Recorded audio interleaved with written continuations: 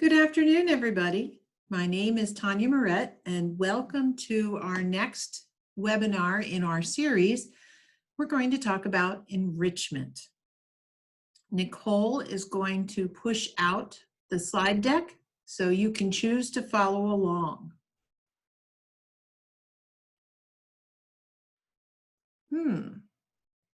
So it does not say that I am muted.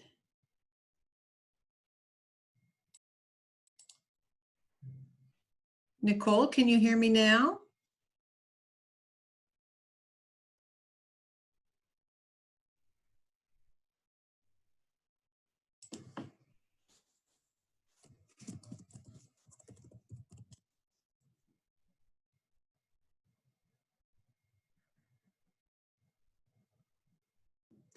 So let's just start over.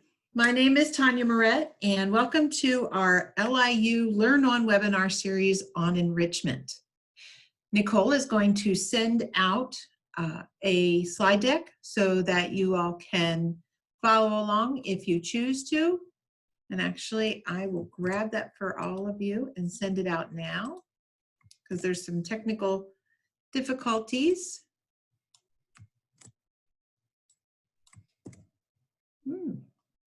Okay. So let me just pull that up. Sorry for the brief delay. Technology is wonderful when it works. All right, there we go. So that is the link to the slide deck, I believe. And I'm going to start with a couple slides just to orient you to this process before we launch into the content. First and foremost, all of this content is the product of multiple folks working together. The Educational Technology Services team with the Educational Services team and our Special Education Division. And you can see all of the key players and their names and email addresses there. So if you ever need to check in, especially if you attended any of these other webinars or you look at any of the ones that we have recorded, you can find our name and email address real quickly here. As this is a new way of delivering content and we're using Zoom, we want to remind you of a couple Zoom webinar meeting norms. For security purposes, we have disabled your chat and your microphone and your camera so that we can save bandwidth. You are still able to communicate with us by using the question and answer button down at the bottom of your menu to pose questions. Just remember that as you pose questions and we respond to those questions, everyone will be able to see the answers. If you need to ask a question, actually we've disabled your microphone and I thought I took this one out. So sorry, we'll just keep moving. Wanted to let you know that you can earn Act 48 for attendance at this webinar. And you will receive that by staying through to the end of the webinar, at which time when you close out, you will be redirected to a link that you will need to provide your PPID for, and then you will receive Act 48 credit for your participation. If this webinar is something that you find a lot of value in and you would like to see what else we've been offering, because we've been doing this now, this is our second straight week, you can look at all of the other recordings at this bit.ly, and so that is a live link in your slide deck. We also want to highlight or orient you to the fact that our LearnOn website is up and running and is dynamic, and we are making changes to it, not changes as much as adding more and more content to it every day. So it continues to be a source for all of the information that you're going to hear today and moving forward. If you are, as you are moving to online learning, just a couple of things to remember as you're implementing your continuity of ed plan. We cannot ignore our FAPE responsibilities, right? Our free and appropriate public education. And while this has historically been applied for just our students with disabilities, we realize it actually takes on a deeper meaning now. We really want to work with a good faith effort to make sure that all of our students have access to the same opportunities. And since we're going to be talking about enrichment today, and just partially we'll touch on giftedness, although the two are not don't always need to go hand in hand. Just remember that anytime we're providing instruction to all students, we need to make a good faith effort to make sure that those who are our most vulnerable we're working to make sure they have access as well. As you take this content, today we're going to be talking about enrichment, obviously, but even as you turn it around and you make it available to your students, remember less is more. Always trying to balance the information and put the highest priorities out there for our students and for actually our families as they are trying to navigate this very chaotic time. If you're going to provide video as part of your instruction, it's really important for that connection, that social emotional learning, that they can see your face, which is why you get to see mine today. And if you are recording anything for them, try to limit it to no more than 6 minutes. One thing you'll notice as you look at the LearnOn website and as we kind of unfold this webinar here is that we try to be extra clear about our objectives and our expectations, and also to let you know how much time it's going to take to complete this task. In this case, we will be done no later than 2:30, so if not before. And organize your instruction into a logical sequence that could even be somewhat intuitive, but hopefully you don't rely on that intuition, that it's very explicit how students and families are to use the information you're sharing. So let's launch into our content. Today we have 3 outcomes. The first is that we're going to unpack the definition of enrichment. And in order to do that, we're going to look at chapters 4, 16, and current pedagogy. Second, I'm going to share with you a process that, all things being equal, if we were still in the classroom, that you might use as you develop enrichment level tasks. But knowing that we don't have the same kind of availability for time and resources like we would have, I'm going to highlight for you some very specific tools that can help you with developing those enrichment level tasks. Chapter 4 is really our standards and assessments. It's how we do business as public educators. And so I went to chapter 4 to pull out what I could that kind of addresses this notion of enrichment. So in 4:11, the purpose of public education is for us all to work in partnership to provide opportunities for students to do these 7 activities. Excuse me.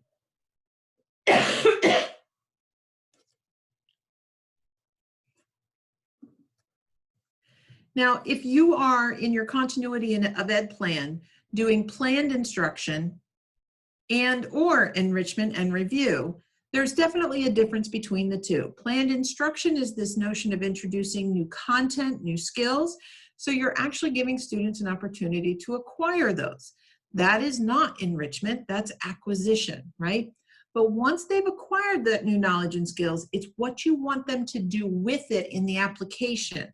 So if you think about it, if you want them developing integrity, you want them using that new knowledge and skills appropriately and applying it. You want them to process information. So why is this information relevant? Why is it important? How am I going to use it? And you want them to think critically. What does this information or this skill mean? Why is it valuable? Those are all pieces of really enrichment level learning, and they're different from just the acquisition. Now, we want students to do both, right? Acquire new knowledge and then apply it both independently and together. And the reason, we want them to be able to do all of this is so that as the world changes, they can adapt to that change. So you see the bold-faced italicized words are really some key indicators that help us define enrichment. We really don't have a definition for enrichment in the regulations, not even in the gifted regulations, where we are being told that we shall provide gifted services to students identified as gifted through enrichment and acceleration. But nowhere in the chapter does it actually say, here's what enrichment is. So we actually have to go to the gifted guidelines to see what they say about enrichment. First of all, it's in-depth learning experiences that provide interactions with new ideas, skills, and topics to enhance the curriculum.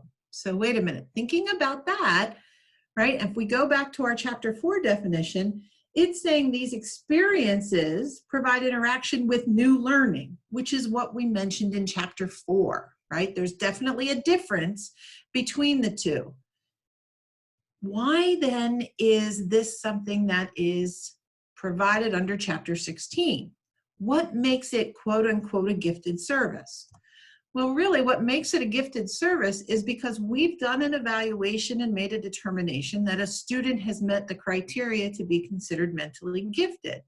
And so when we write those services up for that student, we are only writing services up that are based on that individual student's strengths, interests, and needs. So really, if you look at the definition in the guidelines, the second bullet is really what makes it gifted. You take that bullet away, and the first one is really what is available to all students, because we know the value of applying what you've learned. That's really truly how you can show that you've acquired and learned new knowledge.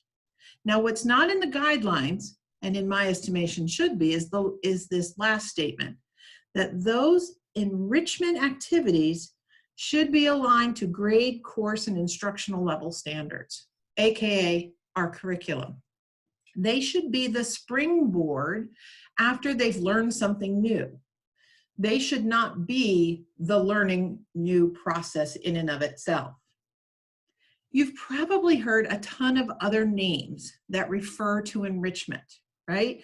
You may have heard Webb's Depth of Knowledge Level 3 and 4, or real world and authentic application, extended learning, project-based learning, using 21st century skills. I feel like all of these terms are just some researchers' different way of communicating what enrichment truly is. And it's what we know as educators, where the real dynamic learning occurs, when they can use what you've taught them and make it relevant. So how do we then plan for enrichment level learning?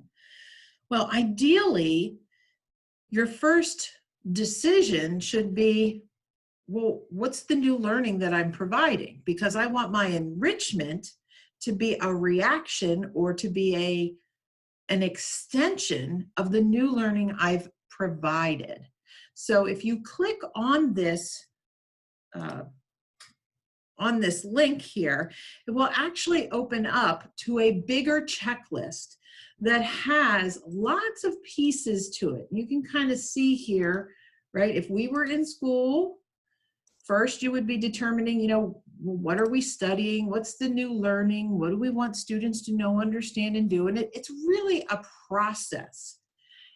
But if your school in their continuity of ed plan is focusing on enrichment and review, then really you've already taught the new knowledge and skills. So you need to go back to what you've already taught and say, okay, how do I create opportunities for those learners to use that information in relevant and authentic ways? This is actually, if you think about it, looks a lot like differentiation, right? And I'd like to say that differentiation, or even enrichment level planning, there's 5 different entry points. Entry point 1, you developed those learning targets. I know what new information I want students to learn. Second, as part of that, once I know what I want them to learn, I also know how I'm going to assess it, right? Because if you teach them something and never assess it, how do you know if they've learned it? So you got to make sure that those two match. The next entry point is to analyze whatever your assessment is. Is it the right level of rigor? There are some things we teach kids where we just want them to reproduce the information, right? Low level skills. But maybe after, say, 2 or 3 lessons, we want them to take all 3 lessons worth of skills and put them together and to use them in higher level thinking. So we got to make sure that whatever we're using to assess matches what our expectations were in our learning targets. And not every skill needs to be taken to the enrichment level. Then we need to create some enrichment tasks, right? That's entry level 3. So if it's not where it needs to be, and it should be at an enrichment level, we should be making it higher order thinking, then we got to create them. And entry point 4, this is where you're probably not doing this piece now, but I want to plant a seed. Do you ever have a student who comes into the unit and says, I already know this, and still sits through all of the acquisition level learning? What we want to do is develop some sort of way of being able to identify if that student indeed already knows enough that they don't need the acquisition instruction, and they can go right to enrichment. This actually might be a conversation that we need to have next fall when we are considering the fact that some students may have taken more advantage of the learning opportunities we've put out there than other students. And so that disparity, that variance of what students know, understand, and do may look even wider at the start of next year. So we really do want to think about what are our learning targets and what are we accepting as evidence that they already know them, so that we know, can they maybe use that time more effectively by developing some sort of enrichment level task. And then entry point 5, which is really not applicable to you all now, but this is really about managing it in the classroom. If I've got students who are taking advantage of my good instruction because I've planned it and they didn't know it walking in, how am I managing a classroom when I also have some students in there who don't need my instruction and are ready to move ahead? Again, there are a lot of materials out there to help you, and if you click on this link, there's a lot more there that can help you unpack this a bit. But for today, we're just going to end with, Tanya, what are some things that can help me plan these enrichment level tasks? How can I adjust either the complexity, so the level of difficulty, and we're really not even worried about the pace so much because we're not putting this into a unit. We're really kind of pulling it out and doing it in and of itself. So I've put some tools here, and I'm going to step away from the PowerPoint and just kind of walk you through the tools here for a second. Let's see if I can, whoops.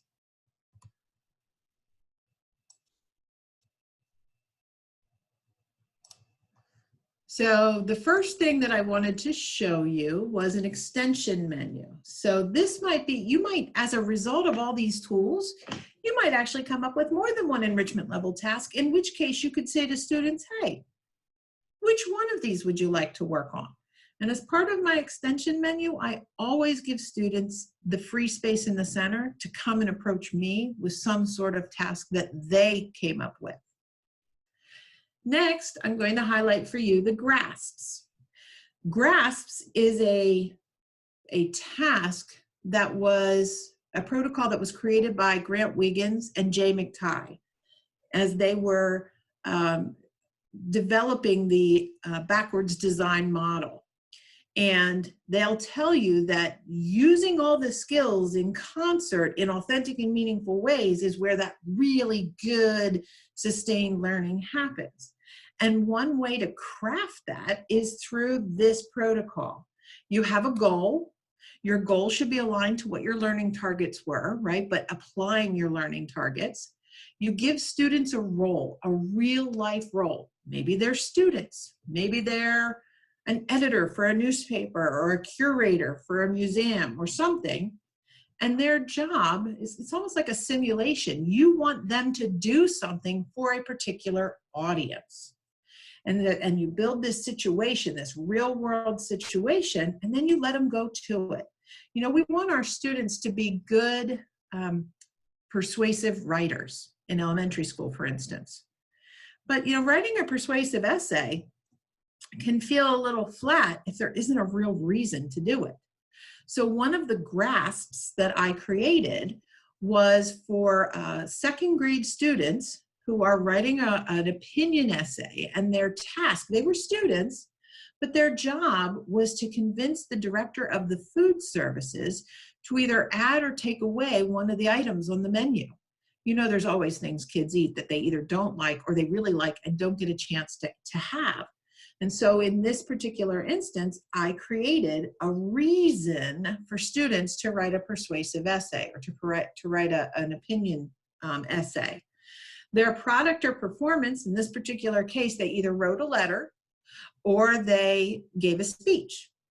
And then the standards or criteria for success were all the task targets that we talked about in the unit. Are they able to create a thesis statement? Do they provide opinions? Do they back those opinions up with fact?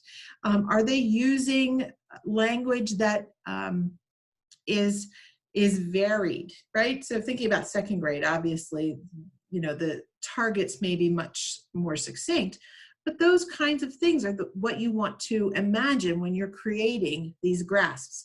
And honestly, you can Google that word and they will have hundreds and thousands of them out there that are already created, or you can create your own. In addition to the grasps tool, I have something I like called adding complexity through. These are a series of questions that just help you think about your content.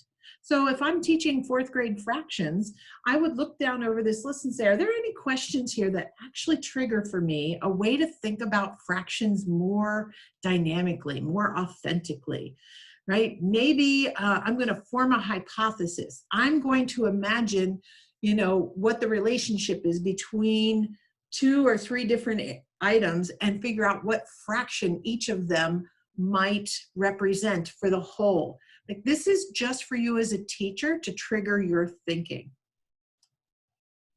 You can also use a method called the E3 method by Diane Haycox and Richard Cash. And really, these are just, again, triggers. Can you take the content that you are focusing your enrichment task on? Can you go deeper? Can you extend it? Or can you enhance it? So can you focus in on some specific component of your topic and have kids really go in depth with that? Can you have them take some area of your topic and expand it and broaden it? Or can you have them take some aspect of the topic and connect it to something unrelated? And honestly, there's lots of examples of these in the advanced learner materials that I've provided the link to on the LearnOn page. One last thing you can always do is look ahead to next year's standards. What is next? Taking this skill, what are the expectations for next year in relation to this skill? That doesn't mean you're accelerating a student. It just means that when they demonstrate understanding of something, you can always continually kind of push them and extend their thinking. Now, all of the things that I just shared with you are really good for all students when you want them to really, really learn something, because they're using the information in an authentic, relevant way. But when we're talking about gifted, this is when we guarantee that something's going to happen because we've identified for that student a very specific need. So I've also included in here for our teachers who may work with students identified as gifted, what some specially designed instruction might look like that we might actually put into a GIEP. So those are the tools that I wanted to share with you. I want you to know that on the LearnOn website, if you go to the Educator tab, under the Educator tab, it says Consider All Learners, and there's actually an opportunity for you to look at the Gifted Learners webpage. But I really want to emphasize enrichment for students who are identified as gifted or not gifted. The definition is the same. It's just the level of accountability that changes and how individualized we make that enrichment. So I'm looking up to see if there are any questions or any items in the chat. see if anybody has any questions or concerns. I can take those now. And as you're thinking of potential questions, please remember that Nicole has pushed out to you the LearnOn web eval. This helps us know if these sessions were beneficial, and also if there's something that you want to do with them, or some other learning that you would like to add to this that you'd like to know about. And also our Act 48 accountability form. She's pushed that link out to you as well.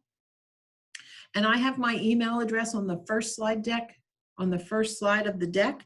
So if you have any questions as a result of this webinar, you are welcome to email me personally. See, I do see a question in the box. Oh, it looks like it was already answered. Okay. So thank you, Nicole, for answering that. As you can tell, this is a passion of mine. So I have lots and lots of examples, and I only just kind of scratched the surface to give you the start of developing those enrichment level tasks. And it's 2:26. So, and I'll give a last call. Are there any questions? Thank you so much for joining us today. And also thank you so much for the time and effort and love and care that you're giving to our students across the Commonwealth and in our IU footprint. I don't know if you'll ever truly know what it means to these kiddos to be a beacon of support in this crazy, crazy time. Stay safe, stay well, everybody, and thank you for joining us.